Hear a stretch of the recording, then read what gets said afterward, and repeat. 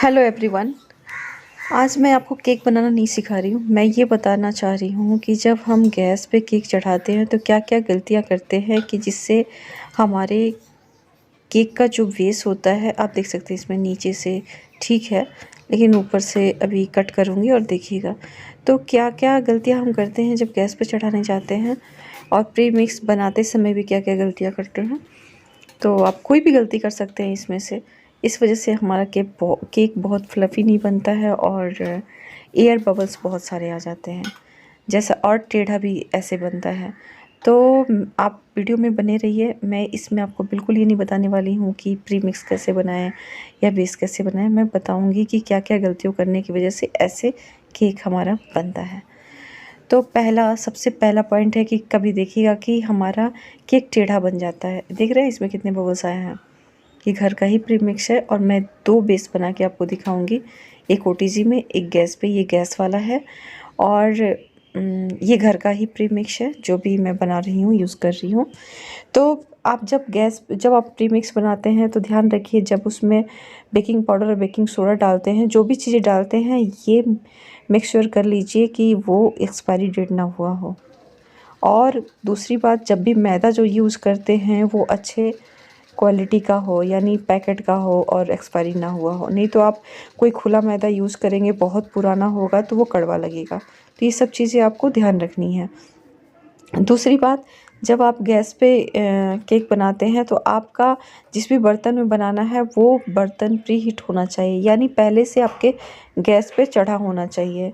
और उसके बाद आप जब भी प्री मिक्स को घोलते हैं तो घोलते समय उसका जो लिक्विड फॉर्म है वो एकदम परफेक्ट होना चाहिए।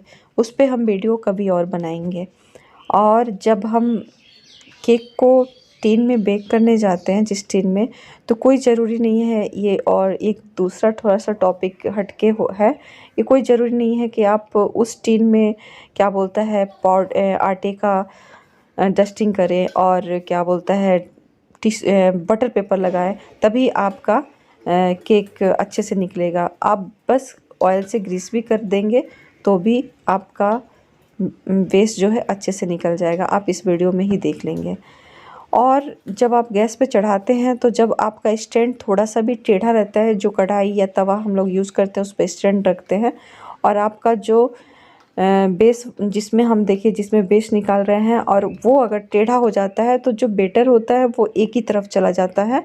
और इससे क्या होता है कि एक साइड में पतला हो जाता है, बेक होता है तो, और एक साइड में जो बेटर है ज़्यादा जाता है तो वो उधर ज़्यादा मोटा हो जाता है। ये भी रीज़न होता है। तो जब भी आप गैस पे चढ़ाएं तो ये ध्यान रखें कि आपका जो भी टिन है, जो बेस का टिन है, मतलब जिसमें आप बना रहे हैं, वो एकदम सीधा हो, एकदम एक लेवल का हो।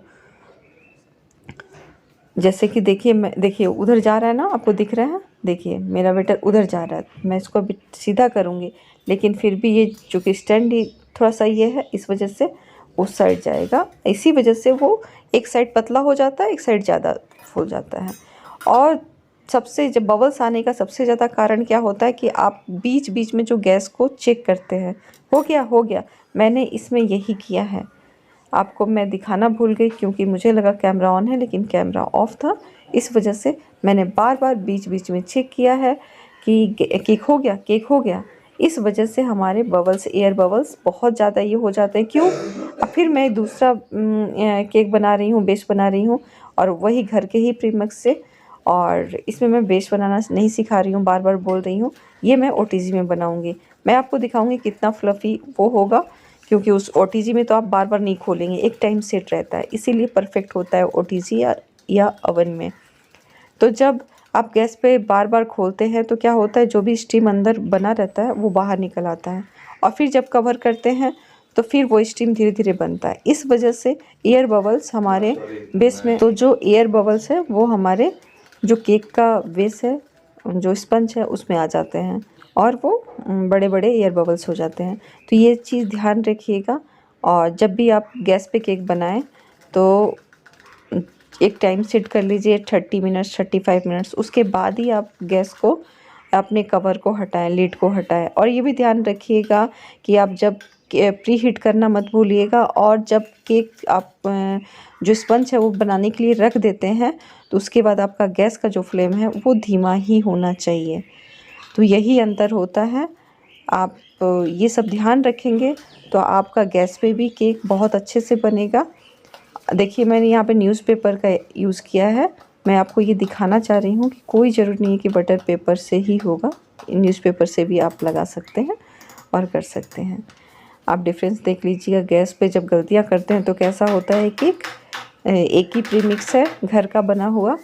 आप इस चैनल पे बने रहिएगा। अब इस चैनल पे केक से ही रिलेटेड कुछ चीज़ें आती रहेंगी और जो बारीकियाँ कोई नहीं बताता है वो मैं बताऊंगी। बिगनर्स बन के समझ लीजिए, मैं आपको सिखाऊंगी।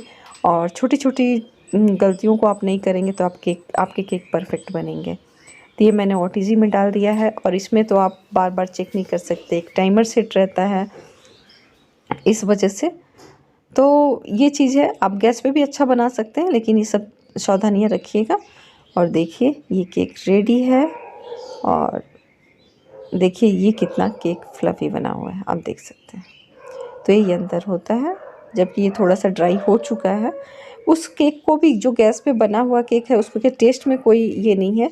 लेकिन हाँ, आप जब ऐसे करके निकालते हैं तो थोड़ा ड्राईनेस हो जाता है इस वजह से। तो ये सब चीज़ ध्यान रखिएगा। गैस पे भी आपके अच्छे, एक अलग वीडियो में आपको गैस पे भी एक केक बना के दिखाऊंगी, वो भी परफेक्ट केक बनेंगे।